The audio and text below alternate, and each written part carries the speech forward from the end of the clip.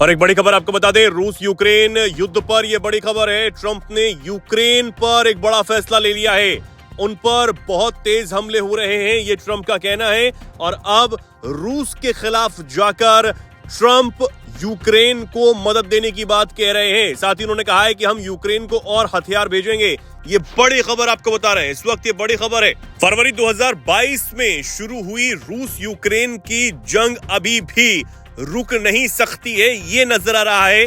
दोनों देशों के बीच सीजफायर पर सहमति न बनने के बाद अब अमेरिकी राष्ट्रपति डोनाल्ड ट्रंप ने एक बड़ा फैसला लिया है। बड़ा ऐलान करते हुए उन्होंने कह दिया है कि अमेरिका जल्द ही यूक्रेन को हथियार भेजने का काम करने वाला है। इससे पहले अमेरिका ने यूक्रेन को सैन्य मदद भेजने से इनकार कर दिया था और इस पर बड़ा फैसला लिया था।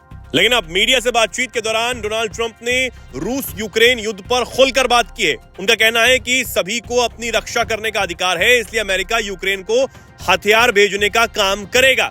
आपको बता दें, राष्ट्रपति डोनाल्ड ट्रंप जब इस बात का ऐलान कर रहे थे, तब वहां पर उनके साथ डिनर करने आए इजरायली प्रधानमंत्री बेंजामिन नेतन्याहू ने उन्हें वो चिट्ठी दी जिसमें इजरायल ने 2026 के नोबेल पीस पुरस्कार के लिए ट्रंप को नॉमिनेट किया है, क्योंकि उन्होंने मिडिल ईस्ट में लगातार शांति को बनाए रखने की कोशिश की पहल की है।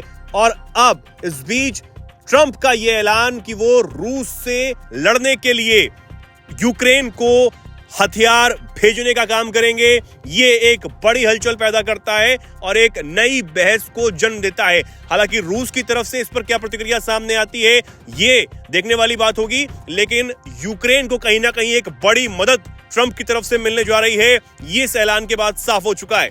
आपको बता दें, अमेरिकी राष्ट्रपति डोनाल्ड ट्रंप ने 3 जुलाई को ही रूस के राष्ट्रपति पुतिन से फोन पर बात की थी। दोनों की बातचीत लगभग 1 घंटे तक चली थी।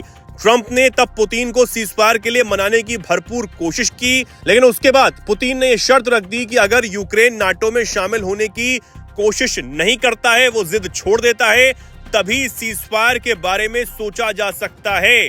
तब तक ये जंग जारी रहेगी। लेकिन उसके बाद अब ट्रंप के इस ऐलान से साफ नजर आता है कि ये जंग फिलहाल तो रुकती हुई नजर नहीं आ रही है, क्योंकि रूस यूक्रेन पर लगातार अपने हमलों को बढ़ाता हुआ नजर आ रहा है। 3 जुलाई को रूसी हमले में यूक्रेन के एक बड़े जनरल की मौत भी हुई थी।